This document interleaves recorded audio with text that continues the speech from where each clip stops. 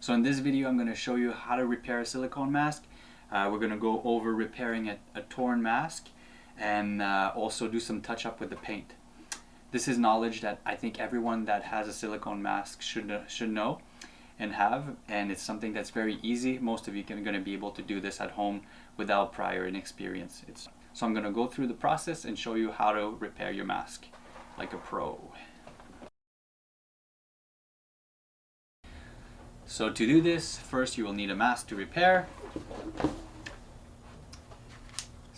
some silicone solvent, some solvent for the silicone. Here we have a Novak. It comes either in matte or a glossy finish. We're going to use isopropyl alcohol to clean the mask and also to smooth down the silicone. Then you'll need a silicone adhesive.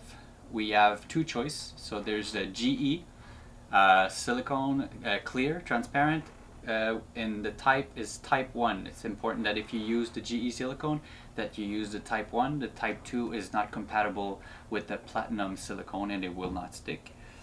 The other option is Silipoxy from Smooth On. This one is optional, but for the repairs we will use silicone pigments. So again, this is from Smooth On. Some pins of various sizes. Some container for mixing. Spatula. Some scissors. Power mesh, which is a reinforcement fabric that we will use. Some Q-tips. Styrofoam head form. Alright, so first thing we want to do once we have our mask on the head form, we want to clean the surface that will need repair. So for this, I'm going to use a little bit of isopropyl alcohol, and I'm going to rub everywhere that I'm going to be cleaning, so inside, outside. You can also clean the mask a little bit with the soap and water, just Dawn, something.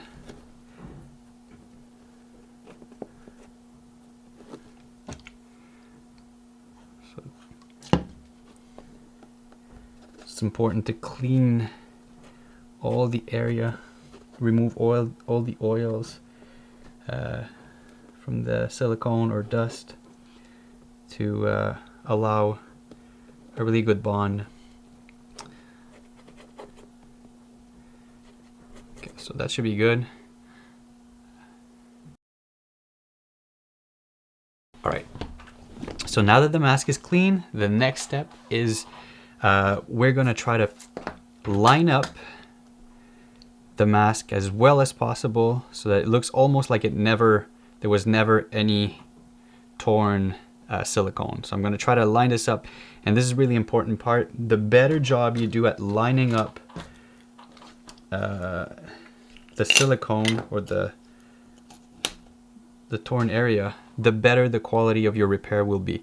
So take your time with this. It's gonna make a huge difference in the overall quality of your repair. So first thing I'm gonna do, I'm gonna line it up, and I'm just gonna use pins, some small pins, and I'm gonna try to line up both sides as best as I can, okay? Not only the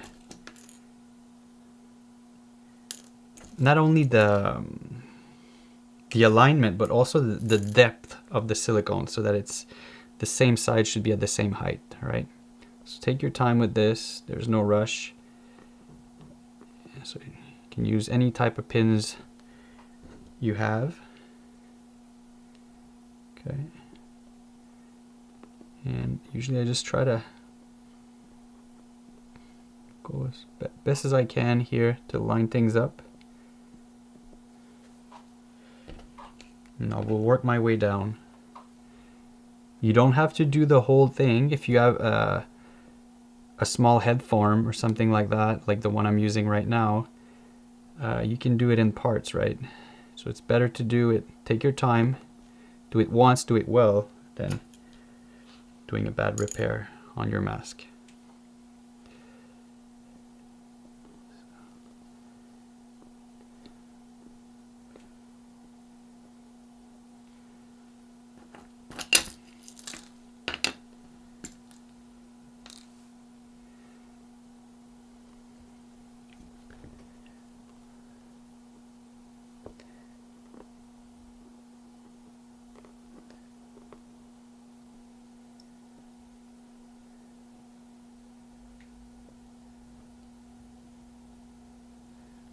can use sometimes you can use the pin to kind of like help you push it and line it up like this, like I'm doing. If there's a little, sometimes there's a little gash, like I don't know if you see it here, there's like a little hole, and this one I might just have to kind of like fill in a little bit. This is where the pigment can come in handy. If you have some silicone pigment. If you don't have silicone pigment, you can also use oil paints. Those will work. You can put a couple drops into your silicone base to pigment the color of the flesh. It just adds a little bit to the if you're using a clear silicone, just the clear silicone itself to do the repairs, you can sometimes you can kind of see the clearness. So if you have access to silicone pigment, I find it does a slightly better job at so I think we're going to do it like this. I'm going to do the first half here. I'm going to wait for it to dry, and I'll unpin this, and then I'll do the second section. It's going to be a little bit easier to work because of the change of direction here. It makes it a little bit more complex to do the full thing in one shot. I'm going to get my cup, right? And I will put a tiny bit, you really don't need that much, tiny bit of silicone in there. Close it down, don't forget to close it. And then I'm going to take my pigment, again, flesh colored pigment, put tiny bit, okay, just like, and then we're going to mix that. And we're trying to get, you still want some translucency to it, okay? Remember, if you don't have the silicone pigment, that's not an issue. You can just put the clear in there. Still gonna work fine. All right, so we're gonna keep going with this process. So I'm gonna spread sometimes you just open the pin on one side. Then I can apply a little bit of the adhesive. You don't have to put too much because we're gonna flip this around after, and we will really when we flip the mask around the other side, we'll add more silicone and some reinforcement. So this is just this side. Less is more on this side. As long as it holds the two parts together. You don't want to make a big mess. Your repairs are going to look a lot better. So don't worry too much about, as long as you get some silicone throughout the seam, but without don't put too much. Less is more on this. Don't worry about it. When we flip it on the other side, you'll see what I mean. Okay, tiny bit more. I'm really just putting a tiny bit of silicone on this, and when I open it here, I apply the adhesive on one side or the other.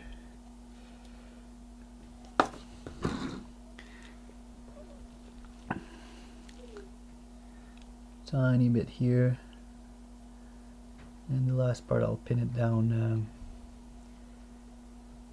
Okay.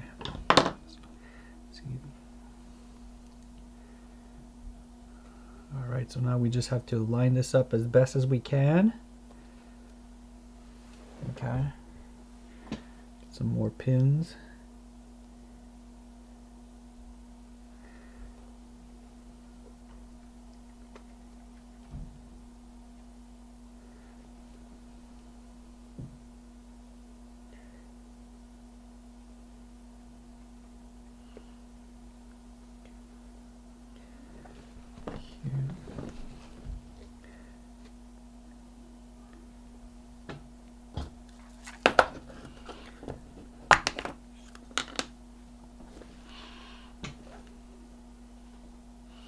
So now what I want to do, so I have a lot of pins on one side. What I want,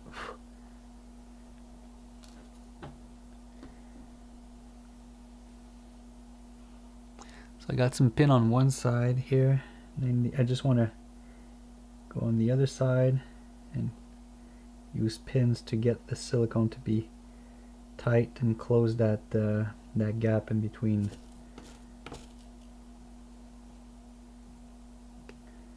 Okay, you can use as many as you want or you need.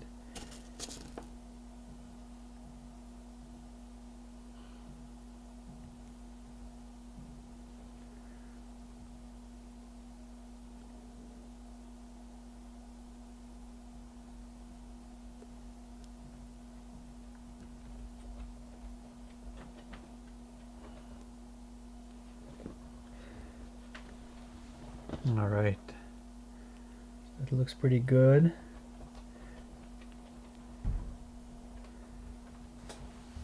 I'm gonna use a tiny bit of solvent just to clean the area, and I will smooth it down. Again, you can use a isopropyl alcohol for this, and you just smooth it down.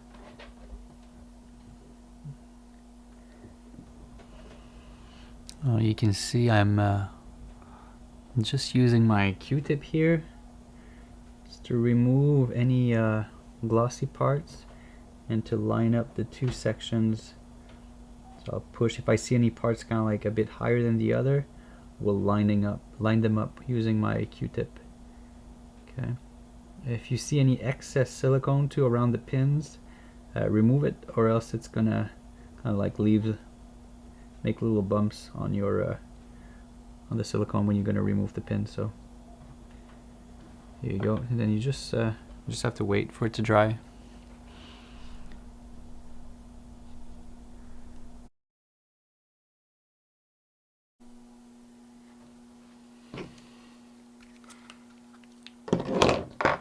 All right, next step, I'm gonna use some epoxy.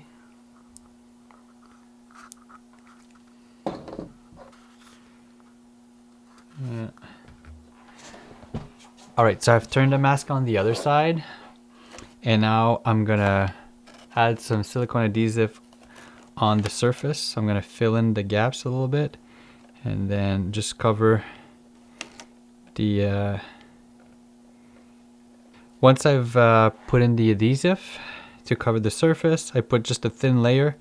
I will use the power mesh, the fabric, and I'll cut it to kind of match the little bit wider and the length of the area that I need to repair. And like this, and then I'll put it right over the crack. So this is going to reinforce it, make sure to make the repair that we just fixed extremely strong and durable. Okay. And then I'm just going to apply another layer of the adhesive over the power mesh. Like that. Try to make it nice and smooth.